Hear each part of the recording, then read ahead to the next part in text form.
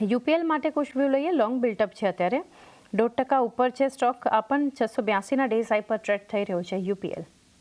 UPL definitely avoid. મને નથી લાગતું કોઈ મેજર અપસાઇડ અહીંથી જોવા મળી શકે હવે. ઓલરેડી તમે જો 625 એક નોન સ્ટોપ 685 છે, તો book profits wait for a correction around 670 ત્યારે રીએન્ટર કરીશું. So book profits on long side. Profit book કરવાની એક સલાહ આપણને ખાસ કરીને બનતી જોઈ રહ્યા છીએ યુપીએલ માટે. બ્લુ સ્ટાર લોંગ બિલ્ટઅપ અત્યારે ત્યાં પણ આપણે જોઈ રહ્યા છીએ એક મજબૂતી સાથેનો બ્લુ સ્ટારમાં જે કારોબાર થઈ રહ્યો છે. ગઈકાલે પણ ઇનફેક્ટ એક મજબૂતી હતી અને 5 સેશન એટલે આ સપ્તાહમાં અત્યાર સુધી જોવો કુછ તો 7-8% પોઝિટિવ રિટર્ન્સ છે. શું કરવું જોઈએ અહીંયા? બ્લુ સ્ટાર ડેફિનેટલી મને લાગે છે કે sales number will come good. ક્યાંક ને ક્યાંક મને લાગે છે કે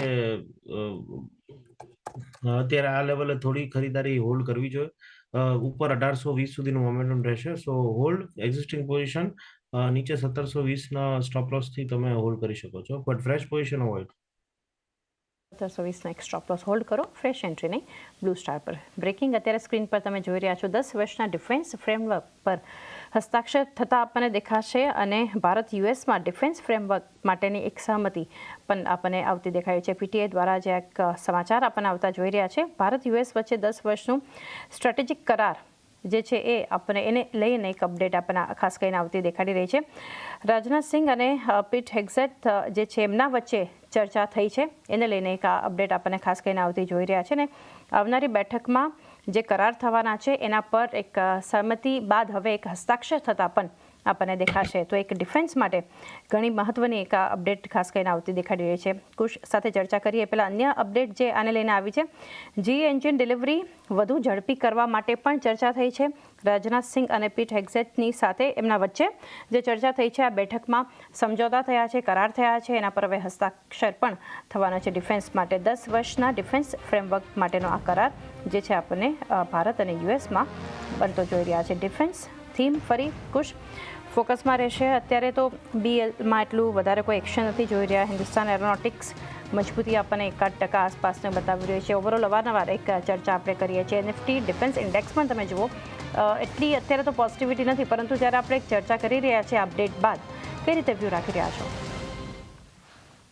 મને લાગે છે ક્યાંક ને ક્યાંક તેજી જોવા મળશે, બટ લોંગ ટર્મમાં જોવા મળશે. શોર્ટ ટર્મ ટ્રેડિંગ અવોઇડ કરો. વોલેટિલિટી રહેશે, કારણ કે કઈ રીતે ટ્રેડ ડીલ નો આવે છે, ડિફેન્સ ઓર્ડર્સ કઈ રીતે આવે છે, બધું જોવાનું રહેશે. એટલે વોલેટિલિટી રહેશે. Already we have seen a good momentum.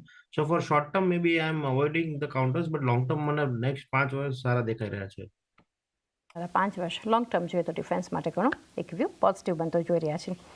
Metal આજે ફરી બઝિંગ છે. કુછ ગઈકાલે પણ મજબૂતી હતી, અત્યારે પણ તમે જુઓ તો એનએમડીસી 1% ઉપર છે. નેલ્કો, જિંદાલ સ્ટેનલેસ આપણને મજબૂતી બતાવી રહ્યા છે. Overall Tata steel, JSW steel ગઈકાલે પણ મજબૂત હતા, આજે પણ એક ફ્લોપ એક્શન આપણને બતાવી રહ્યા છે. મેટલ ઓવરઓલ કઈ રીતે જોઈ રહ્યા છો? મેટલ સ્ટોક ઓવરઓલ મને લાગે છે મજબૂત છે, બટ સેલ ઓન રાઇઝ ક્યાંક ને ક્યાંક ઉપરના લેવલ ઉપર મને લાગે છે થોડું પ્રેશર આવી શકે છે. So I am avoiding metal stocks at current levels. ગઈકાલે એક સારી તેજી જોઈ છે, બટ હવે ક્યાંક ને ક્યાંક મને લાગે છે પ્રોફિટ બુકિંગ આવી શકે છે. સેલ ઓન રાઇઝ એક વ્યૂ મેટલ માટે એક બનતો જોઈ રહ્યા છે. કેયા ઇન્ડસ્ટ્રીઝમાં કુછ ખરીદારી છે 1.5%ની. લોંગ સાઇડ પર બિલ્ટઅપ થઈ રહ્યું છે. કઈ રીતે સલાહ આપશો કેયા ઇન્ડસ્ટ્રીઝ? કેયા ઇન્ડસ્ટ્રીઝ મને લાગે છે ક્યાંક ને ક્યાંક તેજી છે. ડેફિનેટલી તમે જો રિયલ એસ્ટેટના ancillary stocks like cement sector બધામાં તેજી છે. એક રિસ્કી બાય કરી શકો 3800ના સ્ટોપ લોસ થી. ઉપર જુલાઈ સિરીઝમાં મને લાગે 4000ના લેવલ જોવા મળી શકે. જુલાઈ સિરીઝમાં 4000 સુધીના લેવલ્સ કેયા ઇન્ડસ્ટ્રીઝનું કાઉન્ટર બતાવી શકે છે. પીઈએલ માટે વ્યૂ પિરામલ એન્ટરપ્રાઇઝિસ કુશ 1% ઉપર છે. અહીંયા 1182 ડેઝ હાઈના લેવલ પર લોંગ બિલ્ટઅપ થઈ રહ્યું છે. આપ કઈ રીતે વ્યૂ આપશો? ડેફિનેટલી પીઆઈ ઇન્ડસ્ટ્રીઝ મને લાગે છે ક્યાંક ને ક્યાંક અત્યારે મોમેન્ટમ સ્ટ્રોંગ છે, but book cell on rise. મને લાગે છે કે મોમેન્ટમ ફિઝલ આઉટ થઈ જશે, will remain sideways. So cell on rise. Cell on rise PI industries, BL નહીં પીઆઈ ઇન્ડસ્ટ્રીઝ પર જે છે આપણે એક ચર્ચા કરી. ત્યારબાદના સ્ટોક માટેનો એક વ્યૂ ઇન્ડસ ટાવર્સ કુશ 1% ઉપર 430 ડેઝ હાઈ પર કારોબાર થઈ રહ્યો છે. કઈ રીતે સલાહ આપશો? Definitely Indus tower is not a good stock to trade in futures, કારણ કે ખૂબ જ વોલેટાઇલ છે અને આપણે જાણીએ છીએ વોલ્યુમ ઓછા હોય છે એટલે બીડ આસ્ક સ્પ્રેડ જે મોટા હોય છે. તો અવોઇડ ઇન્ડસ ટાવર્સ. ક્યાંક ને ક્યાંક મને લાગે છે કે હવે થોડું કરેક્શન આવશે. વન વે આપણે 360 થી રેલી જોઈ છે, ઓલમોસ્ટ 375 થી, સોરી. તો મને લાગે છે કે એક પ્રોફિટ બુક કરો. 400 is a good level to enter.